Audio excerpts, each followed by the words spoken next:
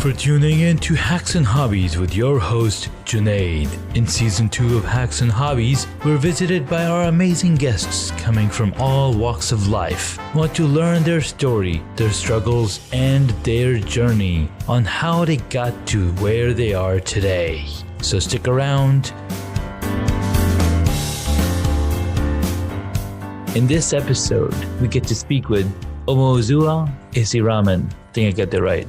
Yes. Awesome. She is a NeuroCoach. Wow, I've never heard that word before.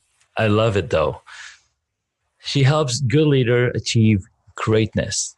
And she's an intelligent leadership executive coach. She wants you to be the CEO of your brain. I had the pleasure of speaking with Omozua a few months ago, and I was really, really inspired. There was a lot of good stuff we talked about and figuring out where I wanted to go, and it was just amazing. And since I've been interviewing, I was like, hey, I had a really awesome time talking with Omozua. Let me bring her onto the podcast. Since I've been doing so many interviews, we've got so many under the belt, and I'm just loving all the people that I'm connecting with. And I was like, she, played a really awesome part in helping me grow to where I am today. So Omozua, welcome to the podcast. Thank you very, very much, Junaid. I'm really, really happy for, you having the time to talk to me here. Thank you. You're welcome. Absolutely. I mean, the one thing that we have in common as human beings is that we can have some really great conversations. Yes, absolutely. Yeah. So tell us a little bit about yourself, how you became the NeuroCoach and how you got here. I've been blessed in my life to have had a career, started out as a teacher, which meant that a teacher in a school for adults. So we were teaching people in different careers, different backgrounds. And what I realized was that in the lessons that I had with these clients, and when I started training and recruiting teachers and training them, was I had this human field where I saw what it was to pursue a career, to try to improve yourself. But then the beginning of all of that was you were human, and everything that you did started with that knowledge, that knowing that you're human, and everything that you know about yourself or you don't know about yourself, that's literally how you go through whatever it is you want to achieve. So I had a lot of time to observe. I was not a coach back then. And I remember once I was teaching someone who then turned out to be the former president of the ICF Luxembourg branch. And he said, you should become a coach. Have you thought about that? And I remember giggling like, oh my God, really? I'm not athletic or anything. He said, no, not that kind of coach. So that's literally how my journey into this whole field of how can you help people, as I then ventured out into learning what it meant, getting qualified, because I'm the kind of person, I've always said, if you work with people, you should be blessed by the teachings and the lessons that you gain when you do that, when you have that opportunity. So make sure you know what you're doing. It's not a game, it's a life. So for me, it was very important to be trained, to really have tools, to have techniques. And anyways, as a teacher who trained over 500 teachers back then when I was doing that job, it was very necessary to have tools to know how to enhance your own skills, right? Yeah. So I became certified as New Insights life coach. And that's literally how my journey started. It was very interesting during the training because I realized like, wow, I do that. That's what I do when that happens. Oh, that's really interesting to know that those things that came very natural to me had names. They were techniques, and I was like, wow, fantastic. So I moved on from there. I had the honor of meeting someone who was someone that worked with Richard Bandler, the founder of neuro-linguistic programming. And he also was a guru teacher in emotional mastery. So he had said, well, I've seen your work, heard what you do. Would you want me to train you? And that's how I joined his group. And, I didn't know what to expect, but I really then got a better understanding of what I always felt I knew about humans. Like I always felt everything you achieve, everything you feel, everything you decide, it always starts with what you feel. Yeah. And so that it just complemented everything. Like, wow, understanding emotional and personal mastery and how it affects the way you lead, how it affects the way you speak, you communicate, you relate to people, how you interpret things, how you feel, how you get yourself out of poor and unresourceful moods, how you're able to influence people. All of that starts with you knowing who you are, what are your triggers, and knowing how you navigate those feelings, navigate those emotions so that you remain resourceful, so that you catch yourself as life happens. Yeah. And then I did that and continued coaching, continued working on my job. But then, the more I coached, the more I knew that I just need to know more. Emotions, they intrigued me. And that's how I came across my neuroscience teacher, Shantae Taylor, and it was just amazing. Neuroscience for coaches. It's about your mental energy, attaining productivity, attaining peak performance, knowing yourself. So everything became rounded. I felt it was like a perfect tiramisu, layered properly. Everything in the right amount, not having one layer that has too much cream or too much dough, just everything properly layered.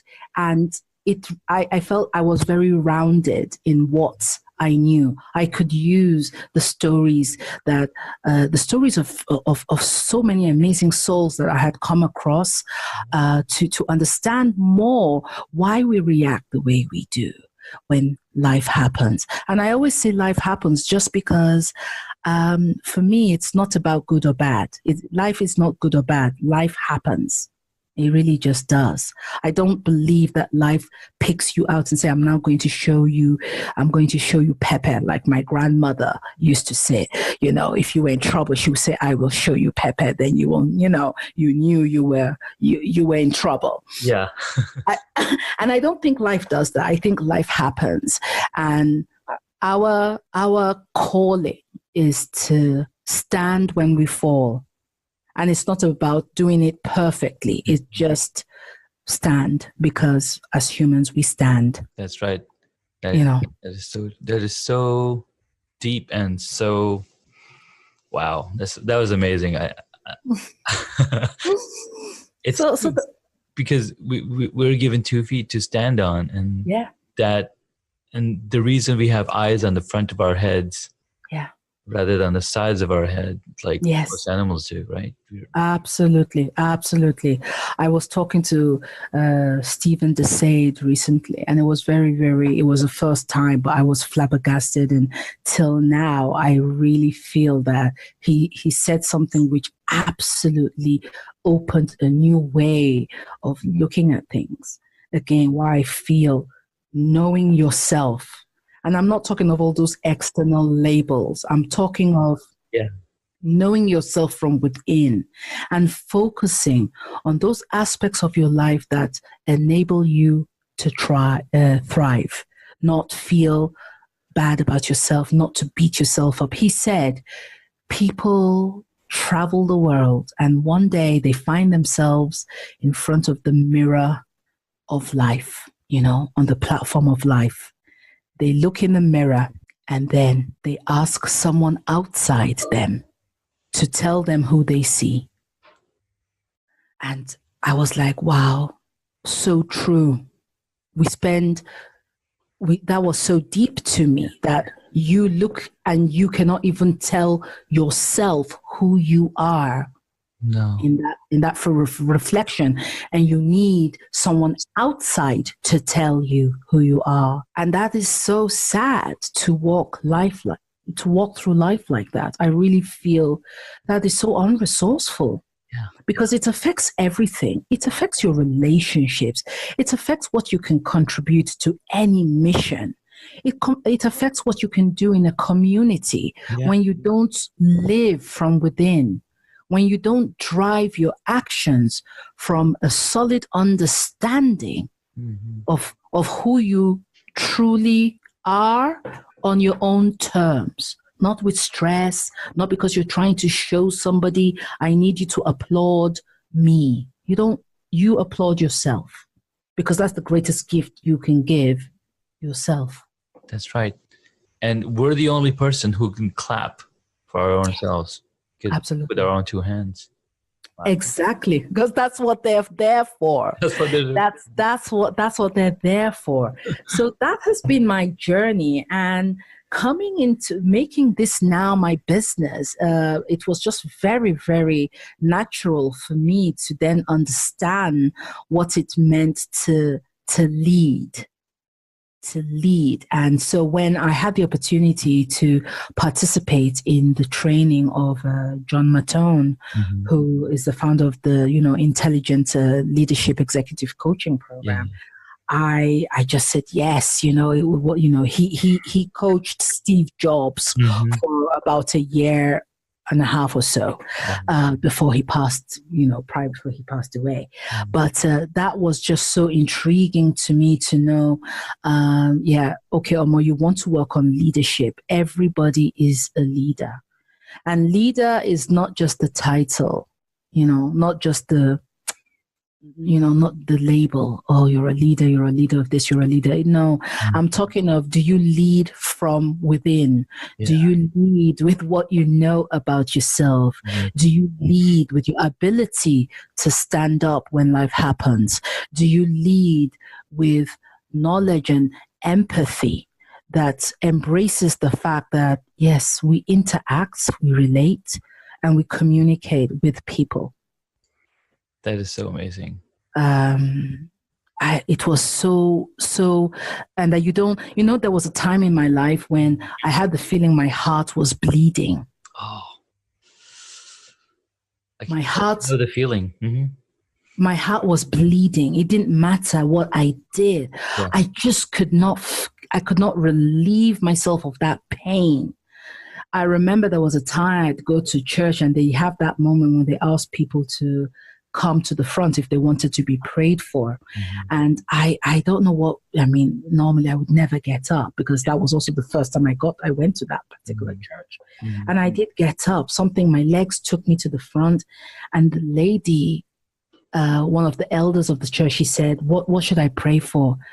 And I remember saying, please pray for my bleeding heart. Wow.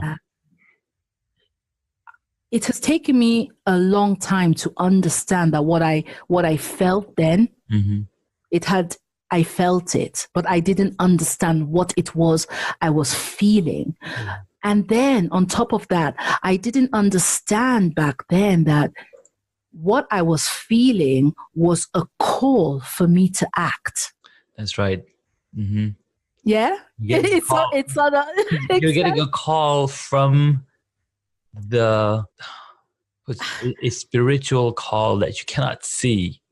Yeah. It's a thought put in your mind, like exactly. You've got to do something that's bigger than yourself.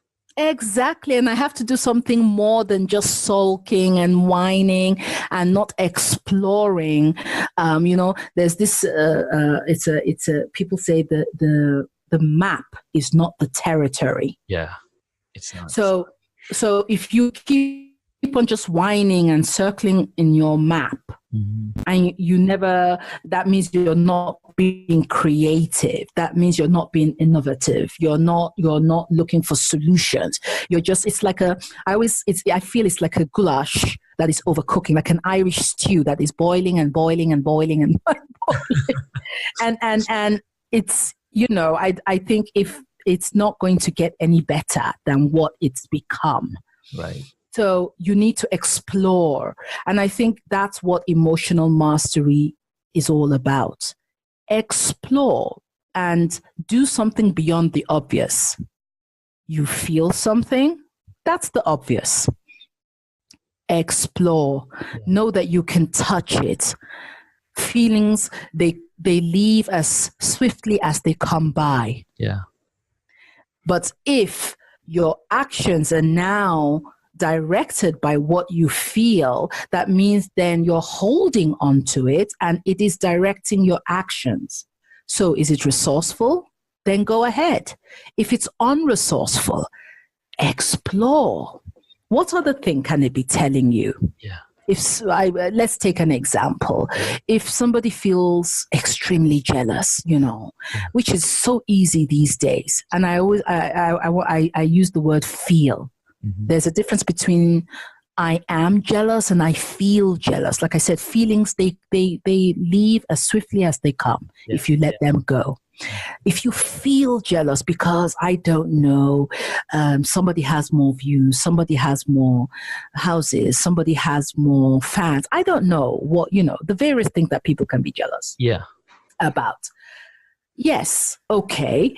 What message could that emotion possibly be asking of you beyond the fact that you're feeling bad and hating the other person, which is another emotion, another unresourceful emotion, right? Which is not making you feel any better. Mm-hmm. It's not helping you with anything at all. Wow. Yeah. So what else is the message? Mm-hmm. What else could that emotion be telling you? Maybe it's saying, you actually would like to, you find it nice. Deep down, it aligns with you to have that you saw the other person has, okay? Mm-hmm. It's aligned with you. You would like that in your life. Okay, so then what do you do if you really want it, if it's really aligned with you, if you really feel it will fulfill you? Then it means beyond being jealous and angry and hateful of the other person, it means you could take steps to say, how do I get that? Because I really would like that. Yeah. What steps can I take? So you see, you focus on yourself, and then you can tap into your own creativity and your own senses for problem solving, and you become resourceful. Wow. Yeah. And so that's what personal mastery and emotional mastery is all about. Wow. And you can imagine, if you are so good at doing that for yourself and you are a leader, how amazing is it when you lead others and you help them to discover that in themselves? Yeah, that's really amazing. Hello, Hacks and Hobbies listeners. Are you looking to share your opinions, give me feedback, or tell me what you're thinking? Send me a voice message. Voice messages are an easy way for you to send me audio that might end up in future episodes of Hacks and Hobbies. They're the latest feature from Anchor, the platform I use to make this podcast. Here are some of the things I would love to hear from you. Are you enjoying the direction the podcast has taken for Season 2? Is there someone I can interview that will absolutely help you gain more knowledge? What do you think of the different topics that I talk about on the podcast with my guests? You can send me a voice message right now from wherever you're listening. Just tap the link in my show notes. I can't wait to hear from you. Yeah, that's what leadership is about. It's not only about affirmations or lighting candles. No. It's really about I would say walk the talk, Yes. but understand the talk. You got to understand it before you walk it. Exactly. You got to understand it. Yeah. It was so interesting that somebody, a lady, had written something which I absolutely found fantastic. She said, she had said something about clarity and what people focus on. Yeah. It was interesting because she said many people want to achieve a lot. They want success. They're thinking of all these outcomes, and there's a lot of talk about, oh, the outcome, that's what matters, etc., etc. Absolutely agree. But what possible outcome can you get? How do you really get there when you're skipping the middle part? Yeah. And the middle part to me is, have you actually done anything to get the clarity you need to go about what it is you want to achieve with ease? Have you done that? Because if you've not, I mean, wow. Not going to work. It's like the example that I always come up with is, you want to go see a movie or you want to go to your room upstairs. Well, if you don't take the first step and the second step, you can't just get to the top floor without taking the 14 steps that you have climb up the stairs. Absolutely. And also, even if you decide now climb up the stairs, but the question is, how easy is that mounting the stairs? How easy is it going to be when you don't have the clarity? So you can drive greatness outside with your outer skills, but what drives that is the inner skills, your inner core skills, and what you know about them, and know how do you activate them for your own good and for the good of your immediate environment, and then what is the ripple effect that you're sending out? Wow. So it all starts with what you know about yourself, how you are able to course correct, how you are able to also be okay when you course correct, because that has something to do with that, the idea of failure. Yeah. If failure becomes a dinosaur and not just the lizard that it is, how are you going to grow?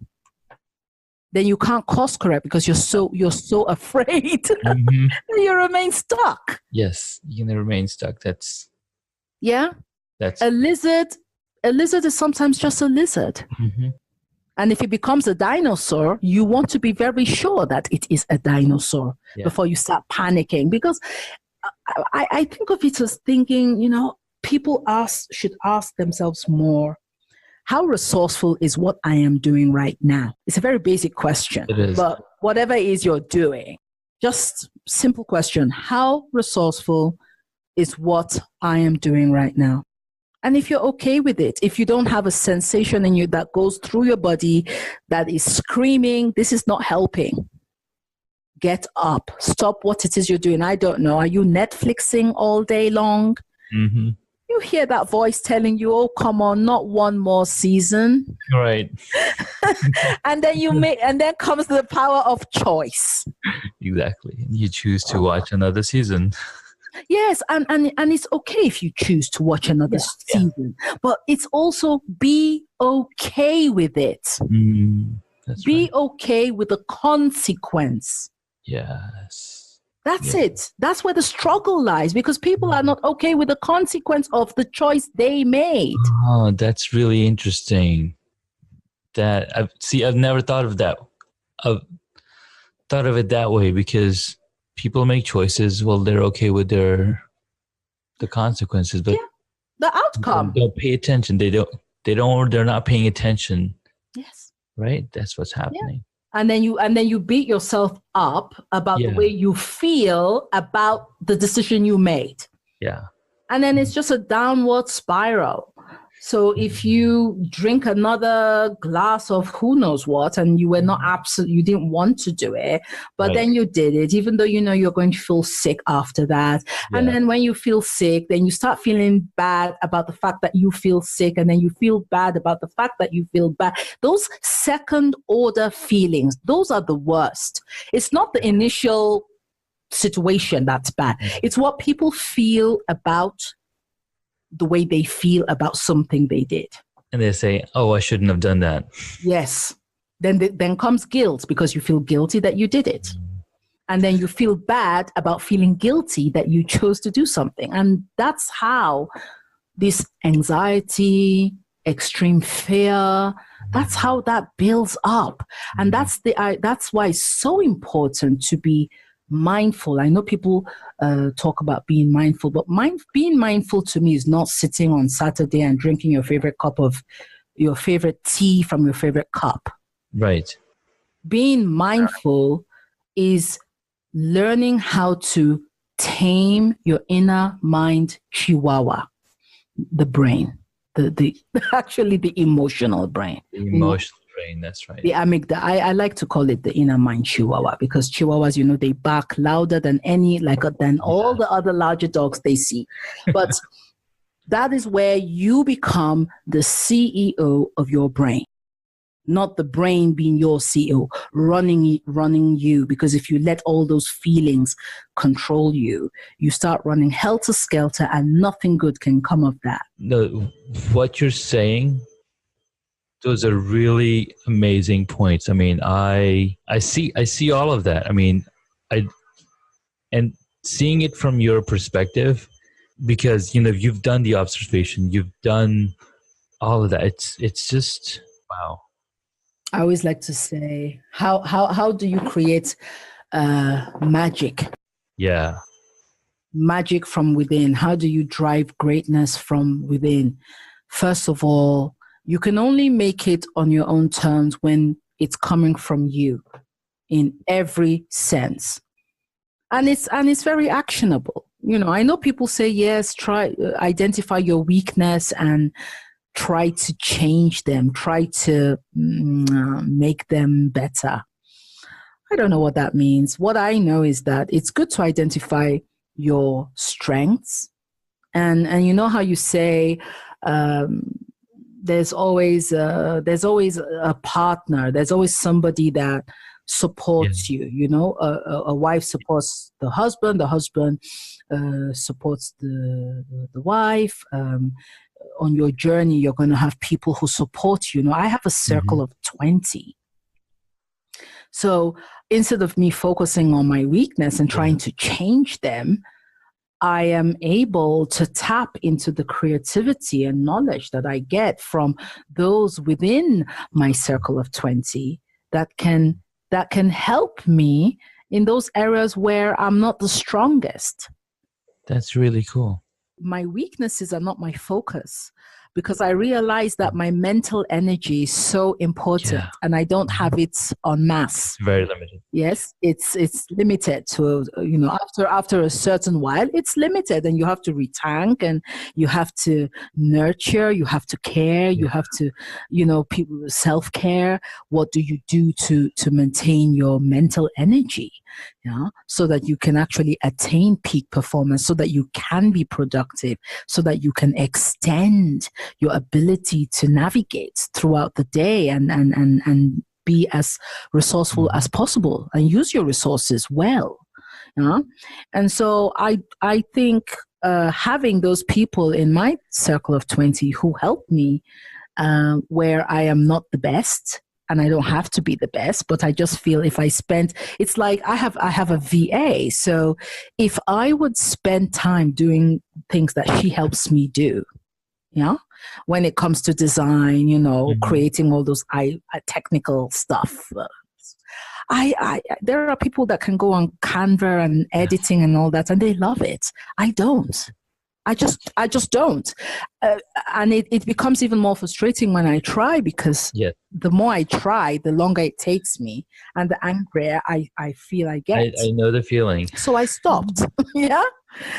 so I can focus on other things, which is doing my work as a coach and actually coaching and helping people to really understand how to create magic on their own terms, and that greatness, success, all those good fancy words, if they can leave everybody out of that.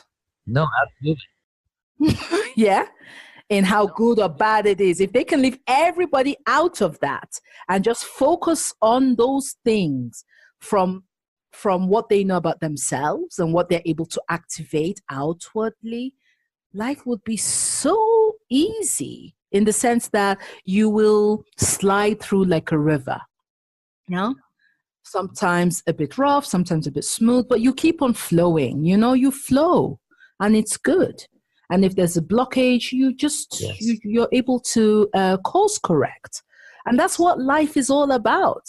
I find that it's so amazing.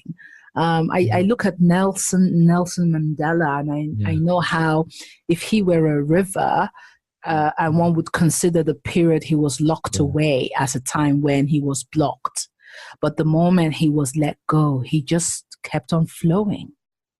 You have to keep on going and expand your mind, and because this is the only, like they say, YOLO, this is the only life you've got.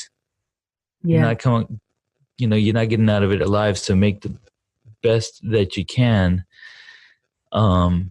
Because when Nelson Mandela came out, he was not angry, not hateful. He was none of those things. He did not have a grudge. No. Right. He didn't. He was still the same person that we knew before he went in. Yes, but also I guess he did feel those things. I guess he did, but he didn't let it control his actions. That's the difference. Yeah. I mean, we shouldn't see, those are bad emotions, those are good emotions, right? There are resourceful emotions, and there are unresourceful emotions. That's all it is. Okay. And it's either your act is driven by one of them. Yes. That's all it is. And both of those emotions are necessary. Yes, of course they're necessary. I mean, some amount of fear is good. Some amount of anger is good, because anger can also be a source of motivation. Yes. If there's something you've had to fix for months and you didn't do it, and now water starts leaking from the roof, the fact that you're angry about it might get you to now finally get up and fix it, right? That's right. Yes. So it's, what is the action that comes once your brain has interpreted what you feel? Yeah. Yeah. Do you react or do you respond? True. That's a deep question. Some questions for you. What is the one hobby that you wish you got into? For me, it would be playing a musical instrument. Okay. Yeah. I tried, but no. Any instrument, any specific one, or? I like the violin for some reason, or the piano. And I did have a piano teacher, but she said I didn't have the fingers for it. So after 2 weeks, she told my mom to find something else. Oh, really? Okay. And then we tried ballet, and the teacher said, no, she doesn't have the feet for that either. So, yeah. I became someone along the years. I cheered people. I applauded people. I was the back, during sports, I would motivate people, run faster for the team, do that. That was more the background kind of person, strengthening from behind. That was okay for me. Yeah. So no instruments. The flute, got bored. Too much spit and all that stuff. So, no. Wow, that's cool. All right. So what is your favorite movie or TV show? Movie, I would say it's The Color Purple with Oprah Winfrey and what's her name? Whoopi Goldberg. Whoopi Goldberg. Okay. Yes. And TV show, I would say Grey's Anatomy. Grey's Anatomy. Okay. Yes, I'm a big fan of that. Nice. I have not seen that movie, so I have to check it out. It's a TV show. It's nice. Awesome. So where can people find you, and what can they expect to learn from you? I mean, they've learned a lot in this episode. This is so cool. And what are your plans for the next 6 months? So for the next 6 months, I am looking to get on a lot of podcasts, to just share my story, to share these insights with the hope that it will do more than just motivate people to want to step into their own greatness, and understanding the power of why your greatness has to have to do with you and only you. So I'm also going to start my group coaching courses on emotional mastery and communication. That's something I was able to do very successfully last year. So I would like to build on that. And at the end, I want to speak more, start my speaking career where I hope that this year I could have a TEDx talk, give a TEDx talk. I want to do that.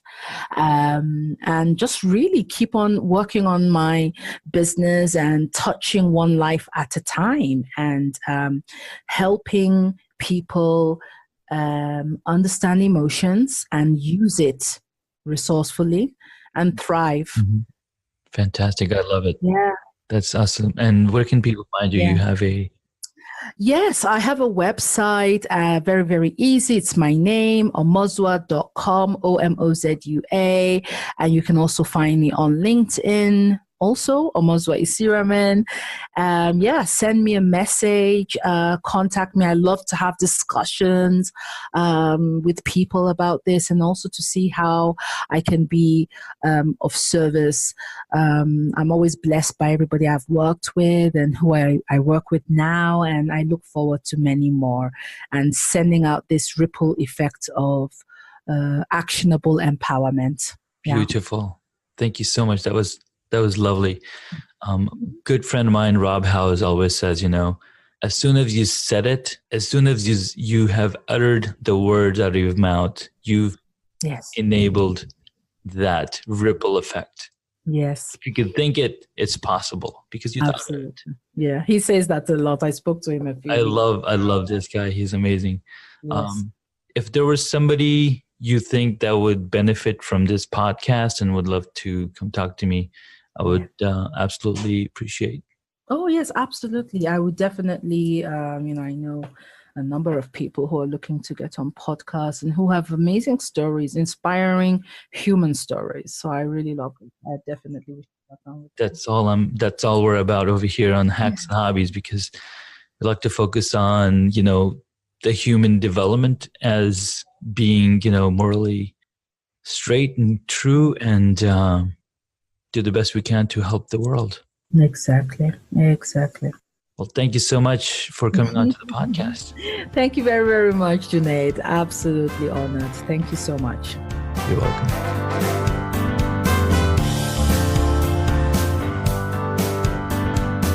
Thank you for listening to Hacks and Hobbies. You can find additional information on the guest today on the website hacksandhobbies.com. Please feel free to subscribe to the podcast so you don't miss out on upcoming interviews with amazing guests.